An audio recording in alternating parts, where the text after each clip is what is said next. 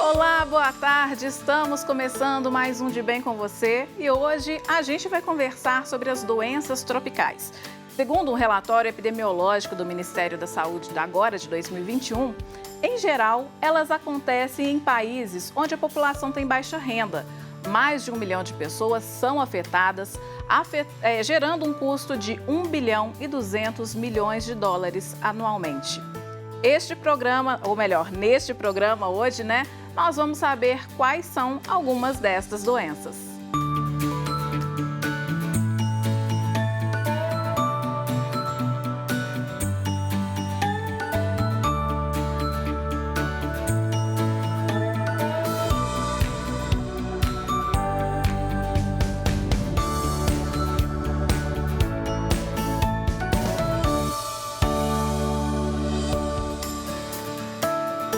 Aqui no Brasil, apesar dos avanços no controle, estas doenças seguem como um grave problema de saúde pública, gerando grandes impactos às pessoas afetadas, famílias, comunidades e, claro, para a sociedade em geral, E para falar sobre este assunto, eu converso com o médico infectologista Leandro Cury. Olá, doutor, seja muito bem-vindo ao De Bem com você. Como vai? Como vai, Ana Flávia? Como vão todos que nos assistem? Tudo bem? Tudo jóia. Doutor, vamos começar então eu falei brevemente, mas eu queria que a gente definisse então o que são estas doenças tropicais. Doenças tropicais, na verdade, é um conjunto de doenças de vários tipos de classificação, tá? Isso varia de um lugar para outro, que são doenças causadas ou incidentes principalmente na nossa região, na região dos trópicos, que coincide em muitas partes do mundo com a região com um índice de desenvolvimento humano mais baixo.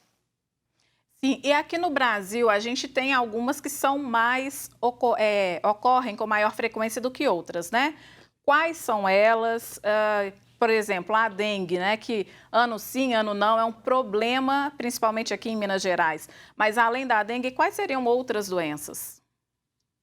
Para a gente entender isso, a gente tem que saber que o Brasil, primeiro, é um país de extensão continental. Então, as doenças que ocorrem no norte e no sul são diferentes, a epidemiologia é diferente de acordo com a região onde a gente está. Tá? Vamos dar o exemplo nosso aqui do nosso estado, Minas Gerais. Você falou muito bem, dengue é um caso clássico que a gente vem enfrentando há décadas e décadas e a gente não tem ganhado essa guerra.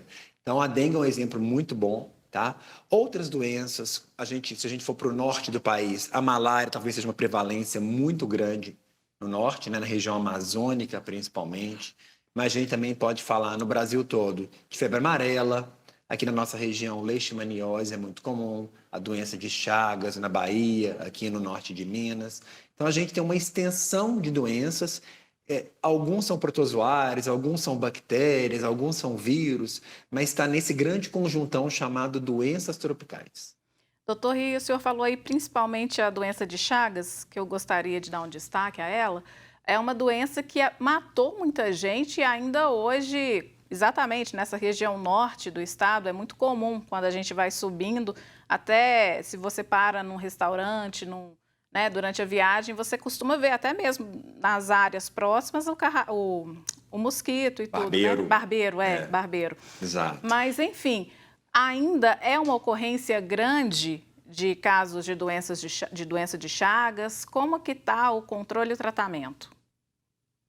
A doença de Chagas ela foi aumentando à medida que a urbanização foi acontecendo, ou pelo menos a urbanização desordenada, Então, assim, à medida que a gente ia invadindo a casa e matando, desmatando e fazendo casa sem muita proteção, A gente invadia matas, na verdade, e produzia casas, principalmente as casas famosas de pau a pique, são aquelas casas sem o reboco, Onde o barbeiro ele entra, se esconde dentro entre o reboco ali e o tijolinho e a madeira, na verdade, e durante a noite ele vai fazer a sua alimentação, que é chupando sangue, e aí a gente contamina com Chagas.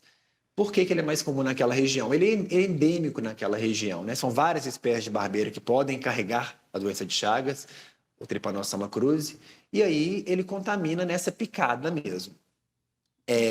Bom, ele é prevalente ainda. Existe muita gente com Chagas, porque ela não mata de cara, sabe, Ana? A pessoa contamina e fica anos, décadas com aquela lesão no corpo, mesmo que às vezes o parasita já morreu, mas o corpo continua lesionado, coração, intestino, esôfago, e a pessoa pode ter complicações a longo prazo. Então, não é uma doença que mataria tão rápido como um dengue, por exemplo. Ela é mais lenta, né? Ela é mais insidiosa, ela vai aos pouquinhos. E essa lentidão se traduz também na lentidão para aparecer os sintomas ou a pessoa é infectada e logo já apresenta esses sinais? Sim, tem os sinais agudos, que são às vezes lesões na pele, mas logo somem, são benignos. E aí sim, é a longo prazo, depois de anos, com exames, às vezes, que a pessoa vai descobrir que ela está infectada, doente, com Chagas. Então, às vezes, pode acontecer de um coração começar a dar problema muito sério, vai fazer exames, tem Chagas. Tá? Isso é muito comum aqui em Minas Gerais, principalmente, igual você falou, na região mais norte, no Jequitinhonha, principalmente, né? Mas a gente também encontra aqui na capital pessoas com Chagas também. É menos comum a transmissão aqui dentro, mas tem muito paciente que tem sim. E é possível levar uma vida como assim, o paciente de uma doença crônica, tipo diabetes, por exemplo, com o controle da doença? Sim, sim. Temos muitos pacientes com Chagas que fazem controle. Tem que ter um controle médico, com certeza. Em alguns casos, né, quando ataca outros órgãos, tipo intestino, esôfago, às vezes tem que fazer cirurgia para corrigir, tá? Mas com um bom controle tem-se uma qualidade de vida muito boa, assim. Ok. Doutor, então eu vou chamar aqui uma reportagem, um VT, para a gente continuar falando sobre isso. Porque, assim, as doenças tropicais negligenciadas, elas são um grupo, assim, os especialistas falam entre 17 e 20 doenças que recebem baixo investimento para o desenvolvimento de novos medicamentos e vacinas. Com a pandemia da Covid-19, o controle e o tratamento dessas doenças foram altamente prejudicados. Nós vamos ver trechos de um vídeo da Fiocruz com o pesquisador Luiz Carlos Dias, da Universidade Estadual de Campinas. Ele fala sobre os impactos da Covid nessas doenças no Brasil e como podemos mudar esse cenário no pós-pandemia. Os esforços sendo dirigidos para o tratamento da Covid, ou para se evitar a Covid, essas doenças já eram consideradas negligenciadas antes da Covid-19, elas ficaram ainda mais relegadas à desassistência, né? Eu poderia dizer que elas ficaram mais negligenciadas. Para você ter uma ideia, no século XXI, não foi produzido nenhum medicamento inovador para qualquer uma das 20 doenças negligenciadas. A maior parte delas são parasitárias, são transmitidas por parasitas. Por isso que é difícil desenvolver medicamentos para essas doenças, porque o ciclo de vida dos parasitas que causam essas doenças, ele é muito complexo. E o parasita ele adquire resistência muito rapidamente, não só a medicamentos, como a vacinas. São doenças que matam pouco mais de 500 mil pessoas por ano, afetam quase 2 bilhões de pessoas no planeta e, além de causar mortes, as sequelas que são sequelas irreversíveis para quem pega boa parte dessas doenças aí, principalmente a doença de Chagas, porque elas têm um problema muito sério no coração, né? O Brasil reúne grande parte dessas consideradas 20 doenças tropicais negligenciadas, né? O Brasil é até o líder na América Latina em casos de doença de Chagas, de leishmaniose, de hanseníase, de dengue e de esquistossomose, inclusive. Essas doenças, elas estão também associadas a deficiências, por exemplo, de saneamento básico. Então, nesses países de baixa renda, onde o saneamento básico é muito deficitário, não tem esgoto tratado, não tem água potável, né?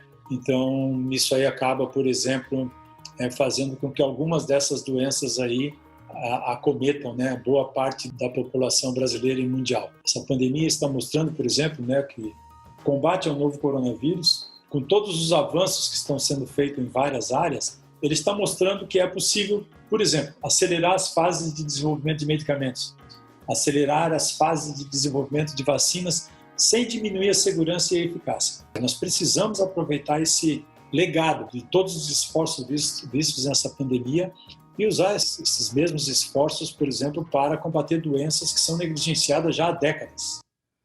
Então, doutor, a gente falou, o vídeo mostrou, né, a questão da doença de Chagas, como nós dissemos, mas aí eu queria falar sobre pandemia de Covid-19 e como isso realmente afetou essas doenças, né, a pesquisa, o tratamento. Como que o senhor, que ficou tão envolvido, está, né, tão envolvido nessa realidade, percebe esse cenário da Covid para pior aí de outras doenças e o contrário também, né? De que forma que esta pandemia pode nos ensinar algo? Sim, eu faço eco às palavras do pesquisador. Eu acho que a pandemia foi uma lição de ciência para o mundo, então a gente tem que aprender com isso de alguma forma. Mas para responder a sua pergunta, eu queria explicar mais ou menos o que são as doenças chamadas negligenciadas. Por que são chamadas de negligenciadas? Qual que é a negligência? A negligência é com a falta de recurso para investimento na cura delas ou no tratamento. Então, como essas doenças atingem áreas que, infelizmente, são áreas mais pobres, por assim dizer, do mundo, não tem um interesse da indústria farmacêutica tão grande quanto outros locais. Né? Então, não são doenças que afetam países que a gente antigamente chamava de primeiro mundo, de modo tão pungente para justificar um investimento grande. Então, mas matam mesmo tanto. Por exemplo, a malária, que é uma doença negligenciada, ela é uma das doenças parasitárias que mais mata no mundo. Por que o Covid recebeu tanta vacina, tanto investimento? Porque ele afetou o mundo todo. Ele atacou a economia mundial como um todo. Então, o investimento foi muito mais alto. Mas essas doenças já estão aí há décadas, de fato, talvez há centenas de anos, e pouca coisa se evoluiu nesse ponto. Os principais centros de pesquisa, as principais indústrias farmacêuticas não depositaram tanta energia, tanta pesquisa, tanto financiamento, igual, por exemplo, a gente viu no Covid em 2 anos, não é verdade? Então, esse é um paralelo que a gente faz, o quanto que ela afeta e qual é a realidade das pessoas que ela afeta para a gente chamar de doença negligenciada, que é o termo que a Organização Mundial de Saúde considera. A pandemia foi ótima para a gente ver que a gente consegue produzir vacinas em larga escala e criar vacinas, centenas delas, rapidamente. Então, é um avanço científico muito grande, a gente teve que aprender no momento de crise, como você falou bem, a gente está envolvido nisso aí, e a gente está vendo que funciona. Então, a gente está conseguindo combater um vírus único, mas como ele mexeu de modo global, eu acho que ele foi, de forma mais veemente, a produção de uma resposta mais rápida. Mas isso poderia acontecer com dengue e com outras doenças tropicais e negligenciadas. E antes de seguir com o programa, eu quero te falar sobre esse código que fica na tela ao longo do nosso programa. Se você for com a câmera do seu celular até ele, será direcionado para a página da campanha dos devotos de Nossa Senhora da Piedade. Lá você conhece todas as campanhas que ajudam as obras da nossa arquidiocese. Se puder, ajude. E hoje o De Bem com Você está falando sobre as doenças tropicais, principalmente aquelas que são negligenciadas. E para conversar sobre o assunto, eu recebo, via videochamada, o infectologista Leandro Cury. Doutor Leandro, a gente falou muito sobre a doença de Chagas no primeiro bloco, falamos a respeito da Covid, né, desse legado que ela deixa. Uma outra doença, como o senhor mesmo falou, que existe aí há décadas, há centenas de anos talvez, é a esquistossomose, que é uma das maiores ocorrências ainda em Minas Gerais, infelizmente, né? Me fala um pouquinho a respeito dessa doença, o que o senhor tem visto aí em relação aos pacientes? Esquistossomose, né, no interior, o pessoal chama de barriga d'água, a famosa xistose. É uma doença que ela ocorre em Minas, você tem toda a razão, ela ainda é bem presente. É um verme que a gente infecta e tem muito a ver com a falta de saneamento básico. A falta de estrutura, de rede de esgoto, de tratamento adequado, que mantém, em 2021 ainda, perpetua essa doença ainda no nosso estado e em outros estados também no Brasil. Uma doença facilmente erradicada se a gente tivesse investimento maior em saneamento básico. Ela causa aquele inchaço no fígado, né, principalmente, e aí que as pessoas chamam de barriga d'água, o abdômen fica distendido, volumoso, pode dar problemas no intestino também, pode dar problemas na circulação sanguínea, é facilmente tratável, mas a gente às vezes não sabe que tem o verme e continua transmitindo. É isso que eu ia falar, é facilmente tratável, não é uma doença grave a princípio, como a doença de Chagas, que nós dissemos inicialmente, né? Ela, infelizmente, pode se tornar grave se ela avançar muito. Ou seja, não deveria nem acontecer isso. Ela pode dar problemas circulatórios, por exemplo, mas é menos grave proporcionalmente do que a Chagas faria. Mas ambas têm potenciais de letal, de morrer, infelizmente, se não tratadas de modo adequado. Varia de cada indivíduo, mas pode sim. Mas, via de regra, ela é uma doença mais leve inicialmente. Doutor Leandro, a gente fala muito também a respeito de outras doenças e a gente fica focado naquela história da dengue. Eu vou falar sobre outras doenças, mas primeiro eu queria falar sobre a dengue, voltar um pouquinho, porque existem anos em que explode o número de casos de dengue e outros anos os números são mais baixos. E a minha pergunta é, eu lembro que em 2020, quando começou a pandemia, falava assim, nossa, se um paciente com dengue pegar Covid, vai ser muito grave. Como é que foi a realidade em 2020? Eu gostaria de saber se para 2021, se é que é possível fazer algum tipo de previsão, se para 2021 existe também essa possibilidade de eclodirem aí os casos de dengue. E como que ficaria, né, o atendimento já tão saturado em tempos de pandemia? Sim, existe a possibilidade a todo momento. O dengue, gente, ele é uma doença cíclica. Então, ele tem anos que ele realmente fica mais rebelde, por assim dizer, explode o número de casos, aumenta muito a incidência, e tem anos que menos. Isso é comum. A história do dengue é assim, tá? Se ele juntar agora com a pandemia, vai ser realmente um problema sério o sistema de saúde. A gente já teve anos atrás, aqui mesmo na cidade de Belo Horizonte, em que as UPAs não comportavam mais casos de dengue, teve que fazer containers à parte, não sei se você lembra disso, Ana, fora da UPA, porque tinha que atender uma ala só de dengue, de tantos casos novos que tinha.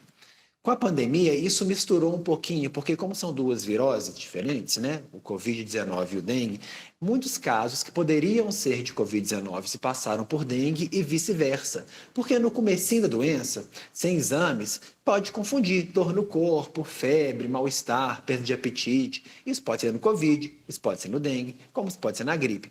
Então, no ano passado, a gente estava tumultuado nessa questão viral, mas era outra questão viral, era do SARS-CoV-2. Agora, para o ano de 2021 e principalmente verão 2022, muita coisa diz respeito, né? Tem a ver também com o período de seca e chuvas, tem a ver com as temperaturas. Então, a dengue, realmente, o tempo, o clima e o que a gente faz ou deixa de fazer coopera com esse cíclico, né? Com esse ciclismo do dengue.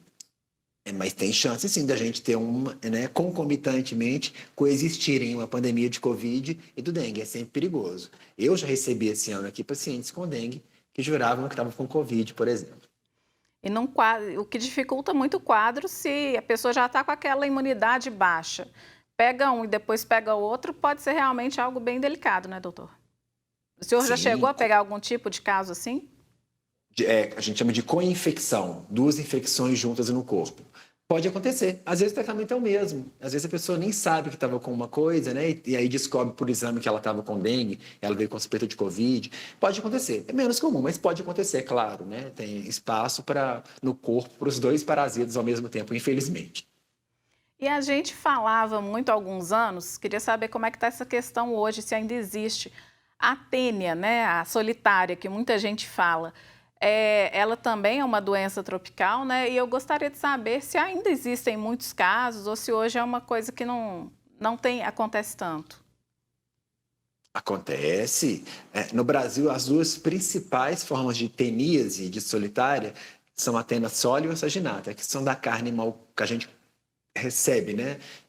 Comendo uma carne mal passada, ou do porco ou do boi. São espécies diferentes que cada uma habita um corpo ali. O boi é hospedeiro de um, o porco de outro. E, além da teníase, a tênia do porco, ela também pode causar, com um ciclo diferente, uma doença até um pouco mais séria, chamada cisticercose, que é a larva do porco. Ela pode ir para o cérebro e isso causar problemas seríssimos. Então, olha só, a mesma espécie, tênia sólio, pode dar duas doenças diferentes de acordo com como é que vai ser a fase que a gente se infecta dela.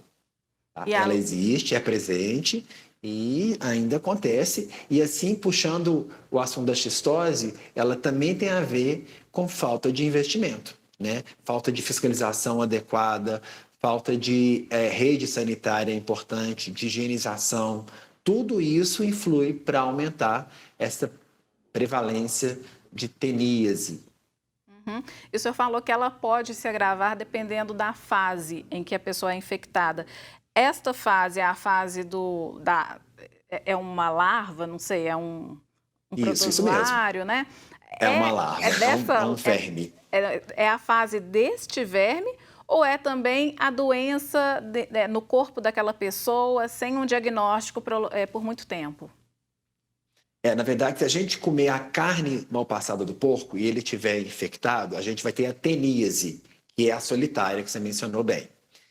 Contudo, se a gente comer o alimento infectado no chão, com a larva, a gente vai ter a cisticercose. Então, é a fase do verme, que é diferente. Um a gente vai ingerir o ovo, o outro a gente vai ingerir a larva. E é isso que vai determinar qual tipo de doença que a pessoa vai ter. Mas, novamente, se a gente tivesse uma rede de esgoto muito bom, saneamento básico muito bom, a gente diminuiria muito isso, Ana. Doutor, e na minha ignorância, eu não sabia que a hanseníase se encaixava dentro das doenças tropicais, né? Eu gostaria também que a gente falasse um pouco a respeito desse cenário de hanseníase atualmente. Tá.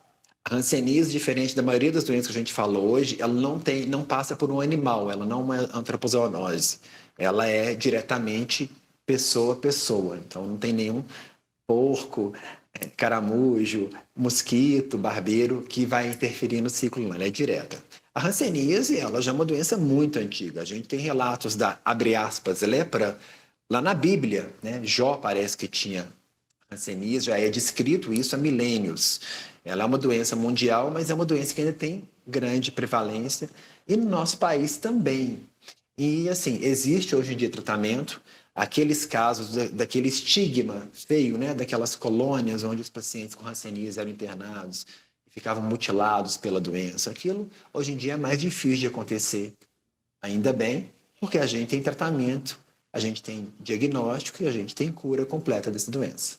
Doutor Leandro, eu queria falar também, porque a gente falou já sobre a esquistossomose e tem as doenças que são de transmissão hídricas e alimentares, né? Essas doenças, elas podem ser confundidas com viroses? O senhor até citou essa palavra outras vezes aí durante a nossa entrevista.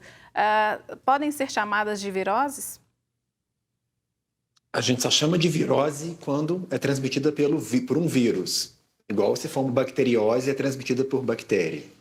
Então, virose, apesar de ficar um termo que ficou de modo até debochado, né? Virose é qualquer doença transmitida por vírus. A dengue é uma virose. Covid-19 é uma virose. A raiva, o HIV, o herpes são viroses. Toda doença por vírus é virose. Se essa doença vier pela água, mas for de um vírus, ela é uma virose, por exemplo. Uhum. E a gente, entre essas doenças, a gente pode falar aí sobre a rotavirose, né? Qual que é a história aí da rotavirose? Como que ela se caracteriza? O rotavírus é um vírus que está contemplado ali nas gastroenterites, que são as inflamações do sistema digestivo, digestório nosso. Estômago, intestino. O rotavírus ele é muito comum na nossa sociedade, ele é bem prevalente mesmo, e ele é mais importante ainda em crianças, né? É uma causa importante de infecção com diarreia, por exemplo, em crianças, né? Até 5 anos, por exemplo. E acho que assim como as outras doenças que a gente citou, entra nessa questão aí do saneamento básico, né? Sim, também.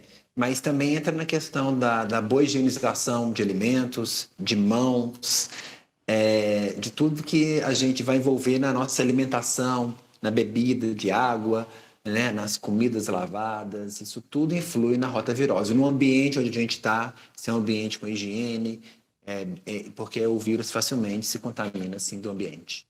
E existem épocas mais propícias para esses vírus atuarem? Período escolar, em geral, a criança está disposta mais facilmente a contaminar, tá? Mas são doenças que podem acontecer no verão ou no inverno. No caso de doenças respiratórias, geralmente a gente pensa mais no inverno. O dengue, por exemplo, no verão. Mas todas essas doenças acontecem o ano todo. A rotavirose é um caso que pode acontecer o ano todo também. O calor é mais propício para desenvolvimento de algumas bactérias em alimentos. Mas o rotavírus, por exemplo, pode acontecer também no inverno sem problema nenhum. Outra doença que a gente tem são as DDAs, né? A doença diarreica aguda. Qual que é a diferença? Porque os sintomas, imagino que sejam todos muito parecidos, né? Sim, inclusive o rotavírus ele também pode ser uma diarreia aguda, né? E fica até difícil, às vezes, diferenciar isso, né? Várias doenças, tá? Várias viroses, que logo a gente mencionou, podem causar diarreia, as doenças diarreicas agudas. E, às vezes, o modo de transmissão é o mesmo. É mão suja, é superfície suja, é alimento contaminado, tá? É falta de higienização adequada.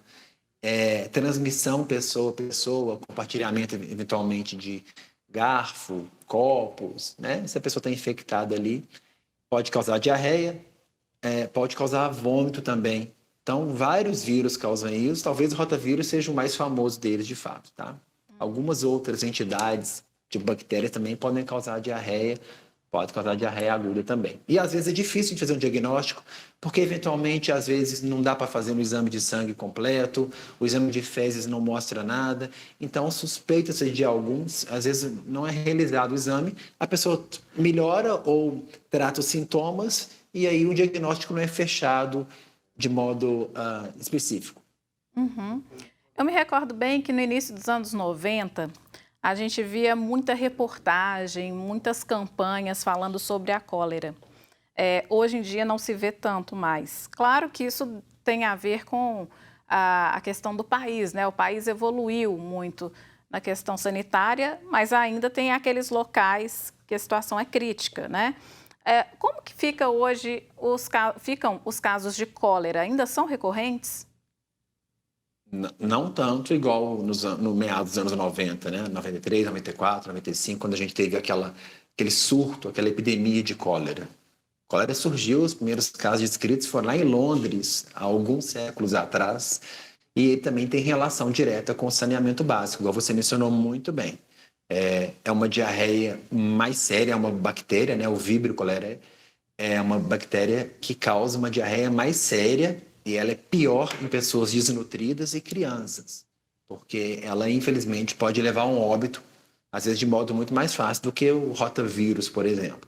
O tratamento é com antibiótico, tem que fazer o exame, e realmente ela é mais importante de modo, apesar de ter menos prevalência, menos incidência principalmente, né, menos número de novos casos atualmente, ela está relacionada sim com o saneamento básico, com as condições de higiene sanitárias daquele local, daquele município, mas ela, sempre que ela aparece ou tem surtos, ela realmente mobiliza a equipe sanitária inteira, municipal, estadual, enfim, porque ela é realmente perigosa mesmo. Doutora, e quando a gente fala dessas doenças, pensa-se em pessoas de baixa renda, mas quando o senhor estava falando mesmo aí do rotavírus, é uma coisa que principalmente entre as crianças é bastante disseminado, né? Essa questão social, financeira, ela não tem tanta relação assim, né? Não tanto. Tem mais a ver com a higienização, né, com a educação sanitária daquele local, do que necessariamente com a renda específica, né? É claro que locais, comunidades, sociedades com menor investimento em geral, ou que tem um índice de desenvolvimento humano mais baixo, com déficit até na educação, né? Muito que a gente falou hoje, a gente já viu na escola. A gente ouviu falar, pelo menos, na escola, a gente aprendeu alguma coisa, né? Quando tem baixo nível social e baixo nível educacional, isso influi diretamente na educação sanitária e, consequentemente, maiores chances de ter essas doenças, tá? Então, tem a ver com renda, sim, mas tem mais a ver também com o nível educacional populacional. Com certeza. Então, vou aproveitar aqui, a gente vai mostrar algumas dicas rapidinhas para se evitar cólera, mas essas dicas, principalmente hoje, em tempos de pandemia, elas são super úteis para a gente. Aliás, elas são úteis o tempo todo. Vamos conferir.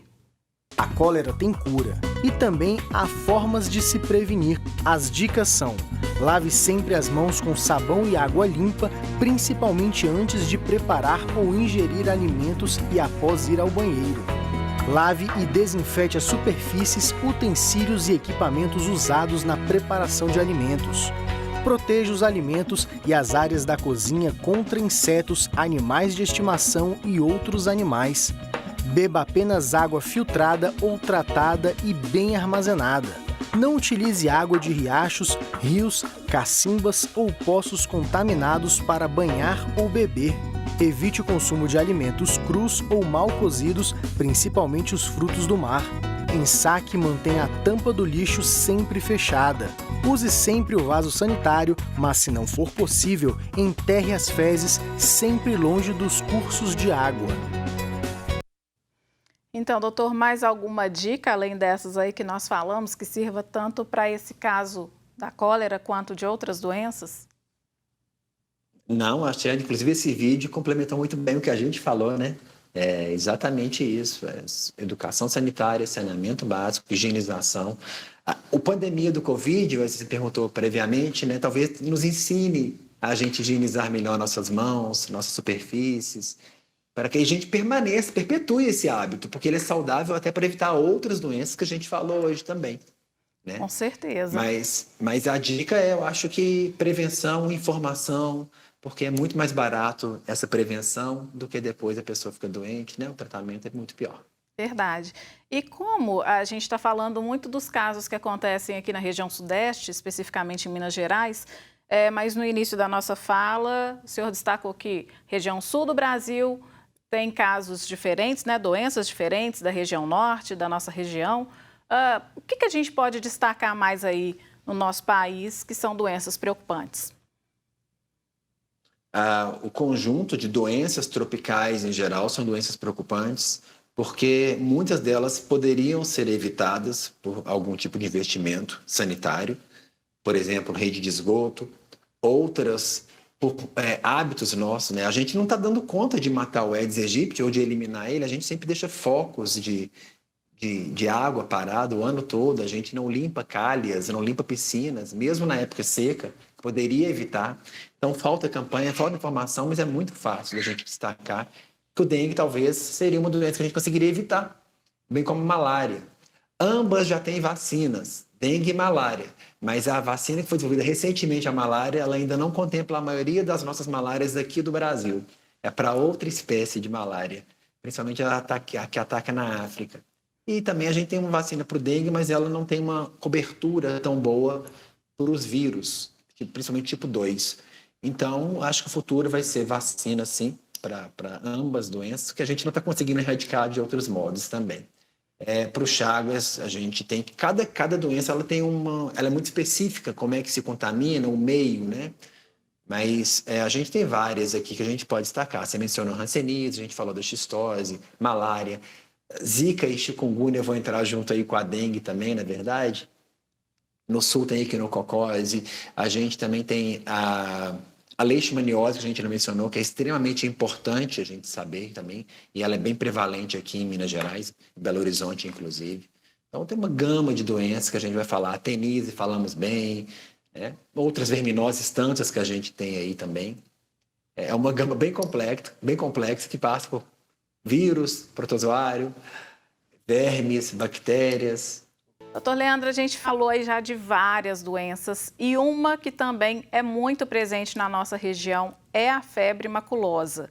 Também, assim como a dengue, há alguns anos ela esteve em alta, né, causando aquela polêmica aqui em Belo Horizonte, na Lagoa da Pampulha, em relação às capivaras. Mas as capivaras não são os únicos animais que carregam o carrapato, né? Não. O carrapato estrela, aquela espécie especial, né, que é o amblioma, ele pode estar presente em várias espécies de animais. Cavalo é um caso, né? O gado é outro, mamíferos silvestres são outros. A capivara é porque ela está presente na região ali, onde aconteceu, igual você mencionou, e aí causou. Mas tem casos de febre maculosa transmitido em aras, por exemplo, aqui em Minas Gerais, né? Ou seja, de cavalo. Então não é só a capivara a portadora desse carrapato, não. E tem alguma região mais endêmica aqui em Minas ou isso está distribuído de forma igual? Eu não diria igual. A região metropolitana de Belo Horizonte sempre tem um caso ou outro de febre maculosa, né, de rickettsiose. Contagem tem experimentado nos últimos anos alguns casos com óbito, infelizmente. E como é uma doença que a gente chama de notificação compulsória, a pessoa tem que notificar isso para as autoridades. Então, sempre que existe algum caso, as autoridades ficam sabendo, pelo menos a suspeita delas, porque é uma febre hemorrágica, né? É uma doença que precisa de notificação. Mas ela não é uniformemente distribuída em Minas Gerais, não. Mas em todo lugar ela é possível de ter, porque o carrapato está em todo lugar. A febre maculosa é uma doença bastante grave, mas também acho bom a gente frisar que não é aquela doença que a pessoa tem e vai morrer daquilo. Ela é possível de ser tratada e curada, né? As duas coisas, Ana. Ela é possível de ser tratada e curada, mas ela é extremamente grave e letal, se não for diagnosticada a tempo. Então, é uma doença, a gente mencionou outras doenças que têm uma evolução mais devagar, ou são mais brandas, ou não evoluem tão facilmente a óbito. A febre maculosa, por ser uma das febres hemorrágicas, ela pode matar sim. A notícia boa é que tem tratamento com antibiótico. Na mínima desconfiança, o profissional tem que pensar nessa hipótese e tratar. Mas então tem tratamento com cura completa. Inclusive, a gente tem aqui mais uma reportagem falando mais sobre a febre maculosa, dando dicas aí para as pessoas se cuidarem, verem, né, se elas estão com carrapato no corpo, caso estejam, como que elas devem fazer. Vamos conferir. Como posso pegar febre maculosa? A transmissão da febre maculosa em seres humanos, ela ocorre basicamente através da picada do carrapato, que está infectado pela bactéria causadora da doença. É importante dizer que para que essa transmissão ela aconteça, o carrapato ele fica aderido no corpo da pessoa por um intervalo de até 4 horas. Você deve ficar atento, pois geralmente a pessoa ela não percebe que foi picada, nem consegue identificar onde essa picada ocorreu, porque ela não causa nenhum tipo de dor. No Brasil, a maior parte dos casos de febre maculosa, eles estão concentrados em regiões onde há a presença da capivara. Esse animal ele tem uma importância muito grande no ciclo da doença, uma vez que ele leva os carrapatos de um lugar a outro. Mas é importante dizer que a capivara ela não transmite a doença e ela nem fica doente. Os carrapatos, por sua vez, eles são os únicos que transmitem a febre maculosa, ou seja, a gente está falando de uma doença vetorial. Todo carrapato transmite a febre maculosa? No Brasil, os principais vetores da febre maculosa são os carrapatos conhecidos como carrapatos estrela. Eles são encontrados principalmente nas capivaras, nos cavalos, bois e algumas vezes nos cães.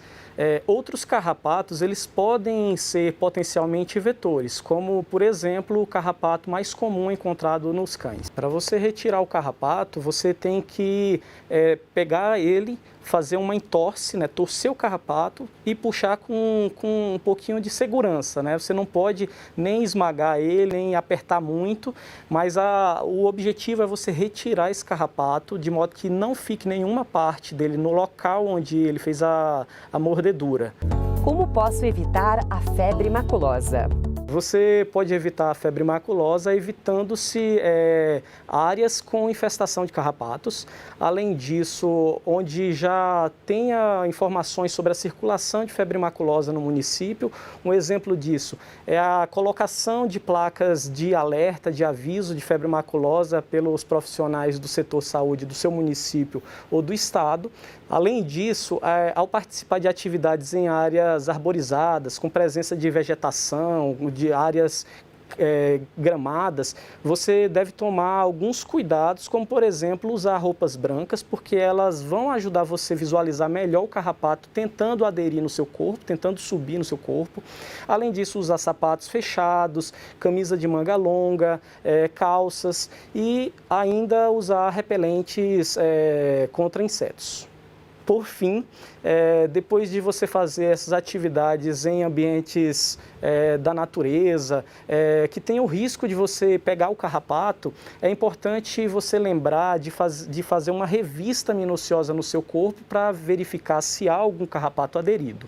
É importante que quando a pessoa ela suspeite de estar com febre maculosa, que procure o atendimento médico e a partir de então seja realizado o tratamento que é realizado no SUS de forma gratuita.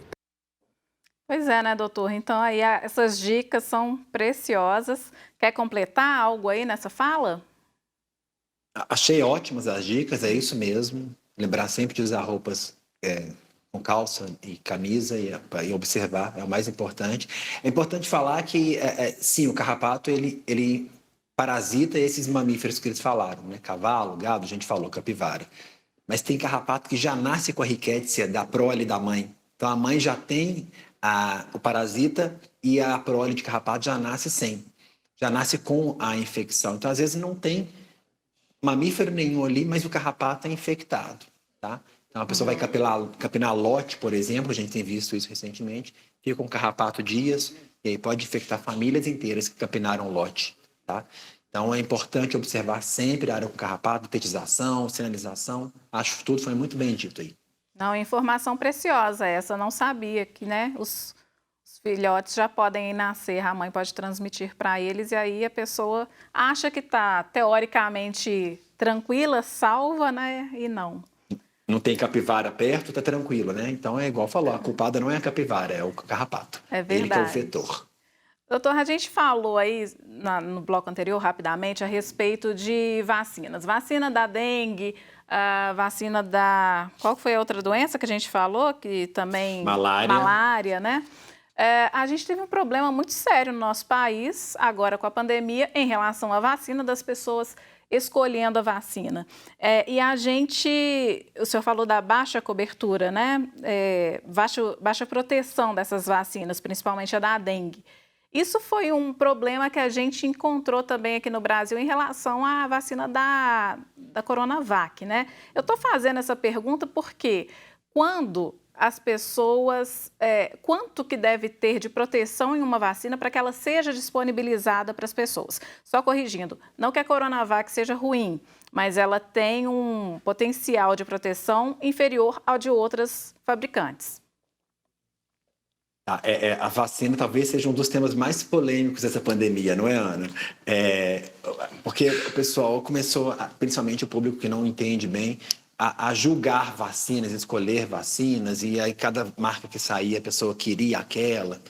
Não é bem isso, não. Para a questão do Covid-19, a gente, de modo inédito mundial, a gente criou dezenas e dezenas de vacinas, eficazes e efetivas principalmente, que estão protegendo. Agora, cada imunizante, cada imunobiológico, cada produto de cada marca demanda um tempo de vacinação diferente e um número de vacinações diferente. Eu vou dar um exemplo de outro imunizante. Nós todos tomamos na nossa vida vacina para hepatite B. A vacina para hepatite B são no mínimo 3 doses, né? Com intervalos nas primeiras doses de 30 e depois de 6 meses, na segunda para a terceira dose. Então, olha só, a gente tem a vacina da hepatite B, que é uma vacina contra um vírus, que precisa de 3 doses, no mínimo. A vacina de tétano, a dupla tetânica, a gente vacina a cada 10 anos porque o anticorpo vai caindo.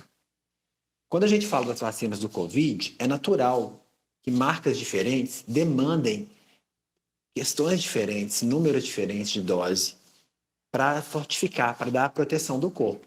Mas não significa que a pessoa não está protegida ou está protegida. Qual que é a porcentagem para a gente poder falar em eficácia? É difícil falar em porcentagem da vacina. O mais importante para a gente aqui, e aí eu acho importante todo mundo saber isso, é a porcentagem da população vacinada. Então, quando a população se vacina, é muito mais importante do que qual que é a porcentagem de proteção individual que eu tenho. Porque mesmo que ela seja um pouco mais baixa, vamos supor, a vacina A é um pouco mais baixa de proteção que a vacina B para Covid. Se todo mundo vacinado, o vírus dificilmente vai chegar naquela pessoa, né? Ele vai ser barrado pelas outras pessoas em volta que já estão vacinadas também. Ou se chegar, tem menor chance de infecção. Se a gente voltar lá para 2017, 2018, A gente vai lembrar que a gente teve um surto inicial de sarampo, ele voltou. Lembra disso, Ana? Sim, A gente tinha anos que a gente não tinha e voltou. Sim. Por quê? Porque a gente relaxou na cobertura vacinal do sarampo. E aí, alguém infectado entrou de outro país e infectou. E teve esse surto no Brasil, em vários estados. Começou na região norte e depois foi descendo. Então, assim, independente de qual que era a eficácia e efetividade daquela vacina do sarampo, que é realmente muito efetiva, o problema foi a cobertura vacinal que estava ruim. E esse foi o grande problema que causou. Maravilha. Então, aí fica... Tá? Não, desculpa te interromper, que nosso programa, assim, nosso tempo já estourou, mas eu agradeço muito, a nossa conversa foi excelente. Participe sempre que quiser, tá bom? Estou às ordens. Gente, o programa de hoje está acabando. Olha, mas quer sugerir tema para a gente? Manda lá uma mensagem no WhatsApp, 31 99642 8473. Agora a gente tem Instagram, @debemcomvocê.tvh. Eu te vejo semana que vem. Um beijo, até lá, tchau, tchau.